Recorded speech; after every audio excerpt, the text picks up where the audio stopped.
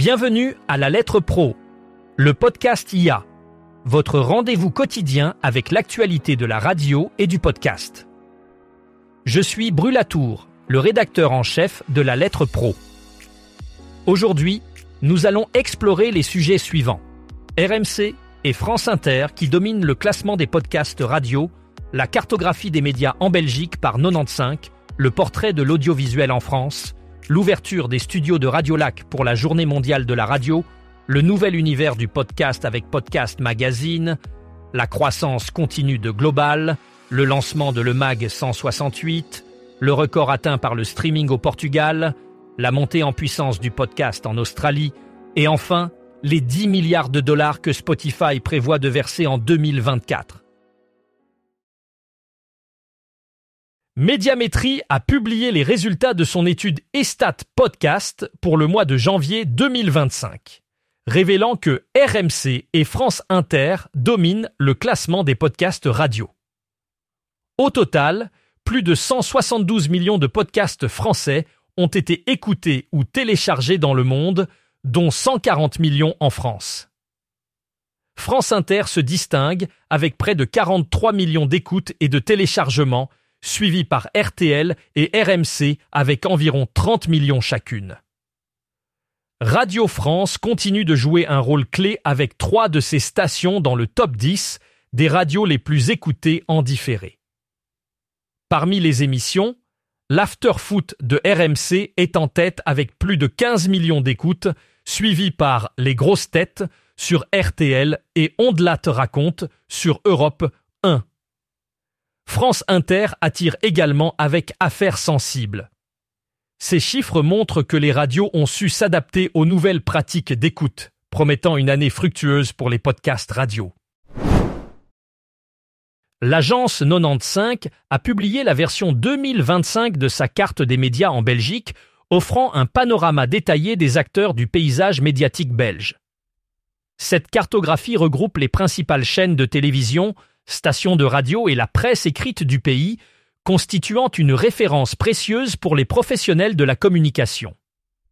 Elle est conçue pour aider les responsables de communication à identifier les bons interlocuteurs pour leurs partenariats et communiqués de presse.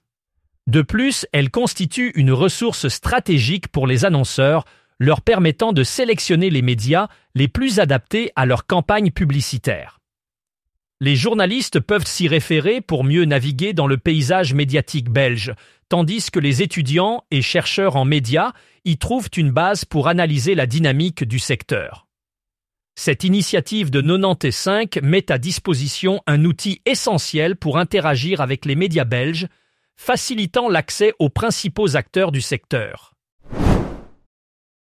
Le secteur audiovisuel en France est marqué par une dynamique impressionnante, employant 240 000 salariés répartis dans 12 000 entreprises. Ce secteur a connu une croissance de 26% au cours des 6 dernières années. Cependant, cette vitalité repose en grande partie sur des très petites entreprises et des contrats précaires, ce qui souligne une certaine fragilité. La production audiovisuelle reste le pilier principal de cette industrie, avec une concentration géographique notable, puisque 58% des structures se trouvent en Île-de-France. Ce déséquilibre territorial met en lumière les défis auxquels le secteur est confronté, notamment en termes de répartition des ressources et d'accès aux opportunités économiques dans d'autres régions. Cette situation appelle à une réflexion sur la manière d'encourager une distribution plus équitable des moyens et des emplois au sein du pays. Radiolac ouvre ses studios au public pour célébrer la Journée mondiale de la radio ce 13 février 2025.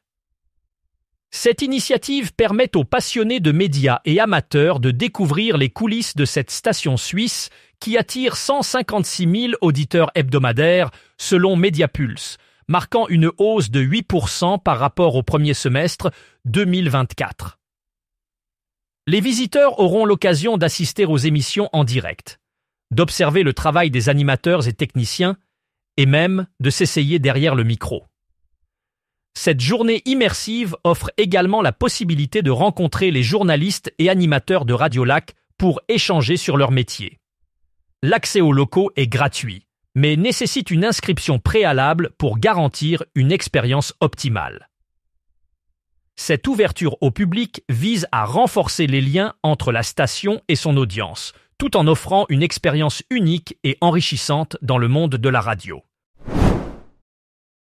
Le nouveau numéro de Podcast Magazine est arrivé le 28 janvier 2025 et il s'agit d'un MOOC de référence au format premium, riche de 196 pages.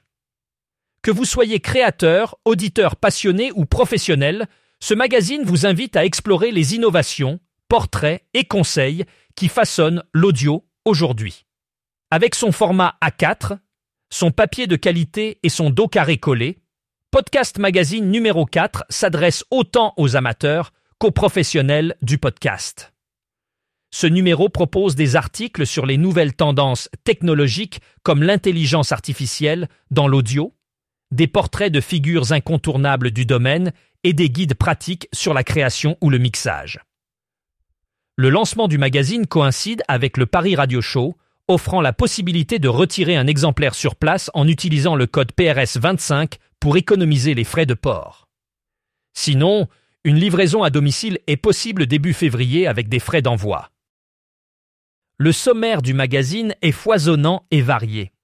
Parmi les contenus, on trouve « Les podcasts se politisent », un article de fond sur les enjeux actuels du podcast engagé, ou encore le décryptage du succès d'un podcast francophone à l'aura internationale, Distorsion. Il y a également un focus sur des outils technologiques comme le DJI Mic Mini ou l'enregistreur immersif Nomono, qui révolutionne la production. Le magazine analyse aussi les opportunités et défis pour les créateurs émergents.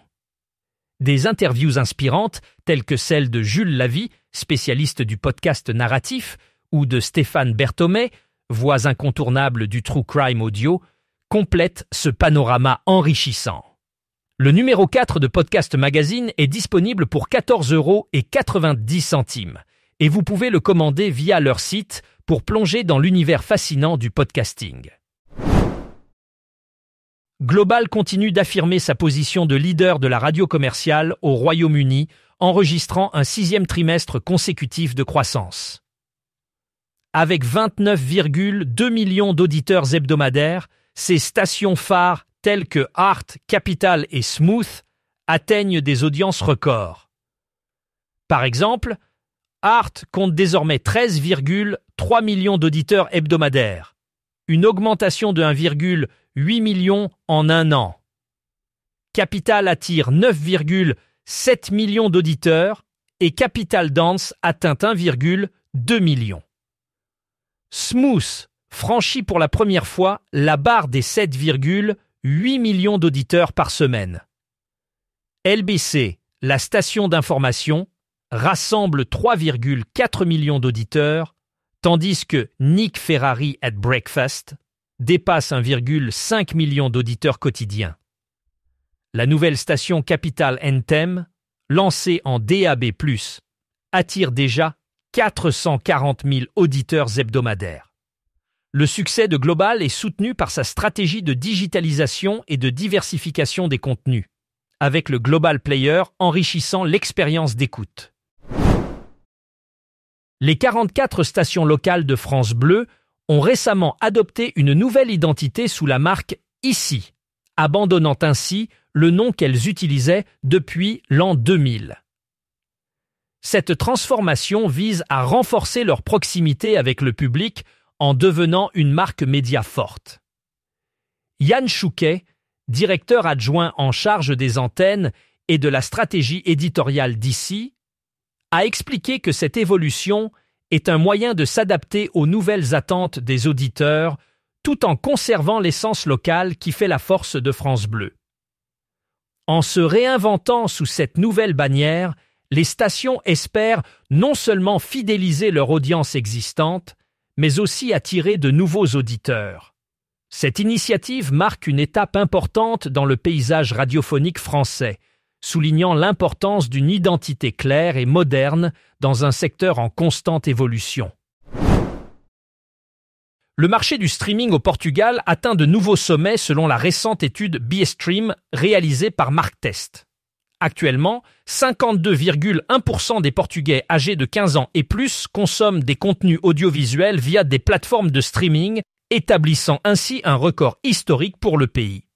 Cette augmentation significative témoigne de la popularité croissante des services de streaming et de l'évolution des habitudes de consommation médiatique au Portugal. Le streaming est devenu une méthode de choix pour accéder à une variété de contenus, reflétant une tendance mondiale vers le numérique et la consommation à la demande. Les plateformes de streaming continuent d'évoluer et de proposer des offres diversifiées pour répondre aux attentes des consommateurs, ce qui contribue à renforcer leur place dans le paysage médiatique. Ce succès souligne également l'importance de l'adaptation des médias traditionnels à ces nouveaux modes de consommation pour rester compétitifs dans un environnement en constante mutation. Le podcasting connaît une expansion notable en Australie, affichant une augmentation de 37% de l'audience hebdomadaire au cours des 2 dernières années. Selon le rapport australien sur le podcast 2024, publié par Commercial Radio & Audio en partenariat avec Triton Digital, près de 6 millions d'Australiens écoutent désormais des podcasts chaque semaine. Cette croissance souligne l'essor rapide et l'influence croissante de ce format dans le pays. En 2024, Spotify a franchi une étape majeure en versant un montant record de 10 milliards de dollars aux ayants droit, reflétant l'impact significatif du streaming sur l'industrie musicale. Ce montant porte le total des paiements de Spotify à près de 60 milliards de dollars depuis sa création. Il y a 10 ans, l'industrie musicale était à son plus bas niveau, avec des revenus mondiaux de la musique enregistrée chutant à 13 milliards de dollars. Cette évolution montre comment le streaming a transformé la monétisation de la musique et l'avenir des artistes, offrant de nouvelles opportunités de revenus. Spotify continue de jouer un rôle clé dans cette transformation, en apportant une source de revenus essentielle pour les artistes et les ayants droit dans le monde entier. Pour plus d'informations sur ce sujet et d'autres actualités, rendez-vous sur le site lalettre.pro et abonnez-vous à notre newsletter quotidienne.